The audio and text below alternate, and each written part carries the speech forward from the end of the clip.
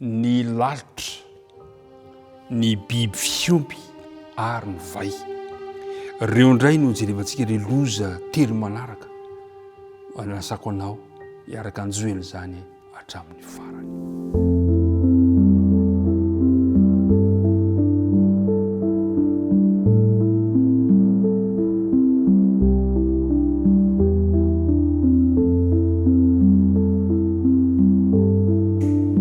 Ralasy anabavy malala amin'ny anaran'i Jesosy Kristy Tompo lay tantana ny fiainantsika no anolorako ny arahaba momba ampirarin'Andriamanitra ho anao sy ny ankonanao. Arahaba samy tsara tompoko lahy, arahaba samy tsara tompoko vavy, ny fiadanan'ny tompon'ny ho anao sy ny ankonanao. Andeha hivavaka isika milohan'ny andiniantsika ny tendiniky ny tenin'Andriamanitra. Andriamanitra rainay rainay amin'ny alalan'i Jesosy Kristy ianao. Misaotrany amin'ny famondramponao, misaotrany amin'ny fahasoavanao, misaotrany amin'ny fotoana mbola omenao anay andinianay ny teninao. Ankehitriny ary mangataka anao mba hamela ny elokay anadio anay ho afaka ny fahamarinana rehetra. Ary raha kofo ny fanena masina izay Andriamanitra ka izany fanahy izany no ampianatra anay ametraka ny teny eo amin'ny tsirairay avy. Dia mitahy reto mpiara-midinika ireto aoka izany mba hatsapa ny fanatrehanao zahay amin'ny anaran'i Jesosy. Amen. Ry mpiara-midinika namana, iresaka indray isika androany ny amin'ny fomba hanehoan'Andriamanitra ny heriny sy ny voninahiny eo amin'ny toe-javatra anankiray. Ao amin'ny Exodosy 9 manomboka eo amin'ny 9:20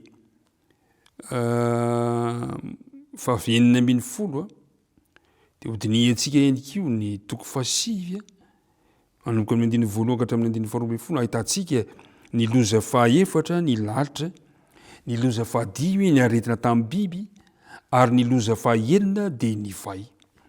Ilay andriamani-bavy Egyptianina atao hoe Iatrita no andriamanitry ny lalitra. Manana andriamanitra karazany be dia be. Io andriamanitry ny lalitra io no lazainy hoe andriamanitry ny onahona. Naseho tamin'ny alalan'ny sarina lohana lalitra mantsy ny andriamanitry ny masoandro miposaka sy ny famoronana ary fahateraham-baovao teo amin'ireo Egyptianina. Saingy sao tamin'ity toe-javatra ity dia resin'i Jehovah ireo andriamanitra ireo. Zao no voalaza eo amin'ny 10:10. Raha tsy mandefa ny oloko ianao, indro aho andefa lalitra betsaka amely anao sy ny mpanomponao sy ny vahoakanao ary ny tranonao, dia ho feno lalitra ny tranon'ny Egyptianina sy ny tany izay toerany koa. Fahavahako amin'izany andro izany ny tany kosena izay toeran'ny oloko, ka tsy mba hisy lalitra aho mba hafantaranao fa izao no Jehovah voan'ny tany. Dia asiako fiavahana amin'ny oloko sy ny olonao, rampitso no isiny izany famantarana izany. Ry mpiara-midinika namana,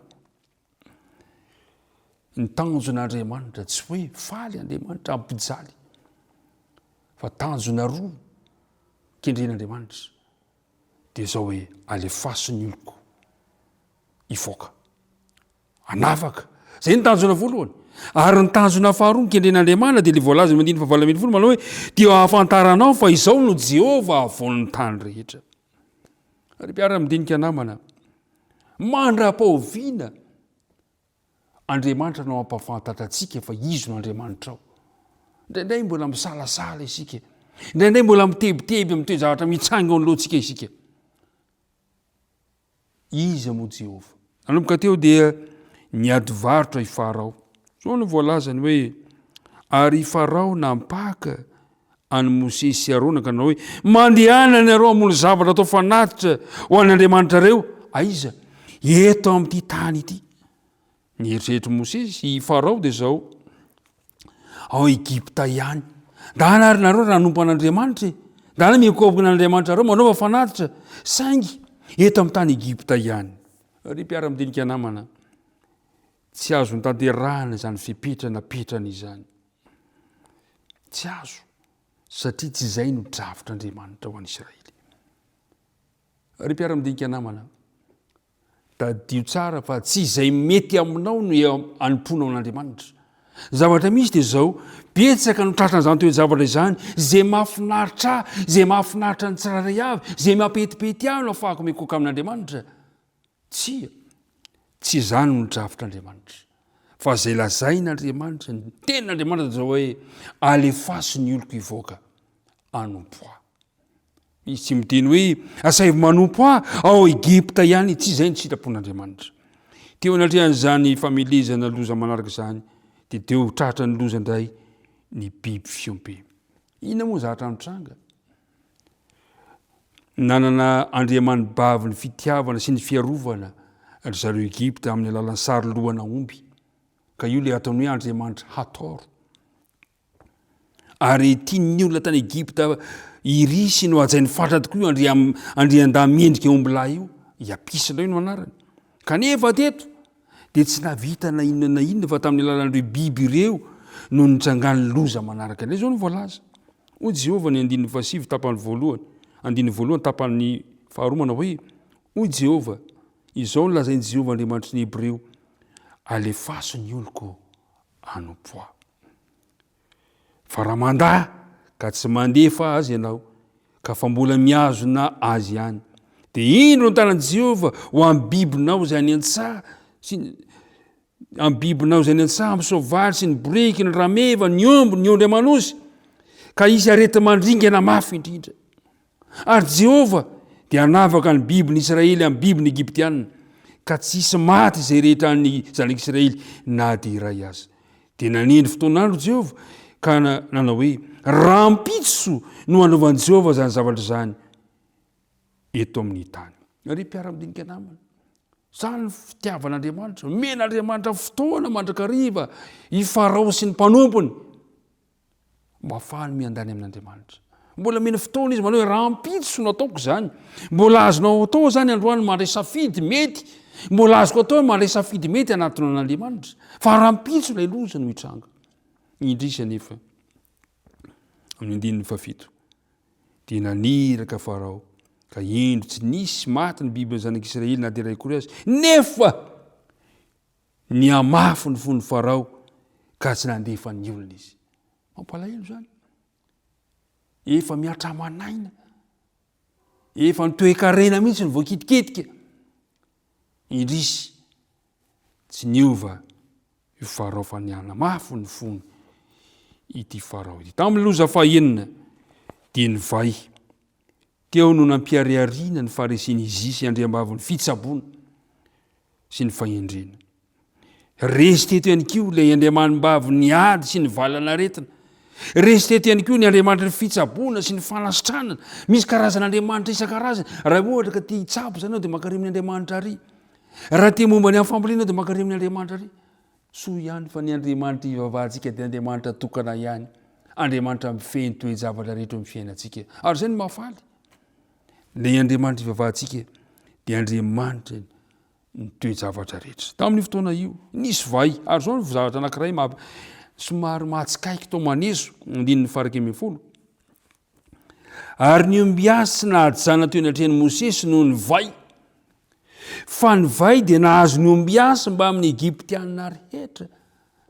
Mampalahelo zany toe-javatra izany. Hatramin'ny ombiasy aza dia tratran'izany, nefa tsy niova Farao. Ary zay nahatonga ny 12. Nefa Jehovah dia nanamafy ny fon'ny Farao ka tsy nihaino azy mirahalahy izy dia arak'izay efa nolazain'i Jehovah tamin'ny Mosesy. Io le hoe zay no safidiny dia neken'Andriamanitra, eny ary fa dia zao neken'Andriamanitra ny safidiny Farao. Toy zay le hoe nanamafy ny fon'ny Farao Jehovah. Ry mpiara-mianatra namana isany. Andriamanitra mahery Andriamanitra. Fantatsika tsara fa ny ravoravo tanana teo anatrehan'ilay Andriamanitra mpamorona ny lanitra sy ny tany, nandositra niala ny lapa mihitsy aza, tsy tapajana tao andapa reto ombiasy olon-kendry. Zany ny herin'Andriamanitra. Ary mpiara-midinika namana, tiako mandrakariva nitarika anao, omen'Andriamanitra fotoana, omen'Andriamanitra fotoana ianao andray fanapakevitra tsara amin'ny fiainanao. Andriamanitra ampahery anao, anome anao ny fahafahana mandray fanapakevitra tsara eo amin'ny fiainanao tsirairay avy. Zao no voalazany taritalantsika, tsy teo amin'ny lafin'ny fahatakarana no olan'ny Farao. Efa nomena porofo azo tsapahitana izy mba hanaovany safidy tsara, fa ny fony no sakana teto. Ny fony. Dia isy fanontany apetraka aminao manao, inona ary ny tokony ambaran'izany amintsika?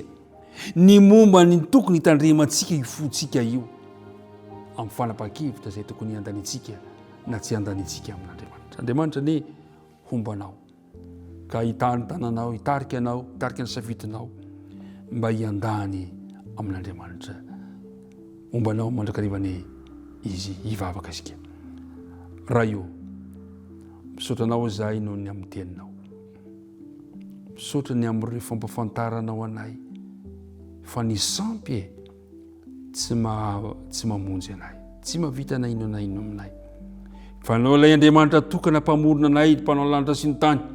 Ianao ilay Andriamanitra mpamonjy anay tamin'ny lalan'i Jesosy Kristy. Ianao no safidinay androany.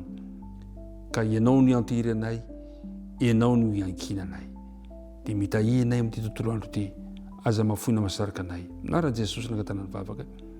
Amen.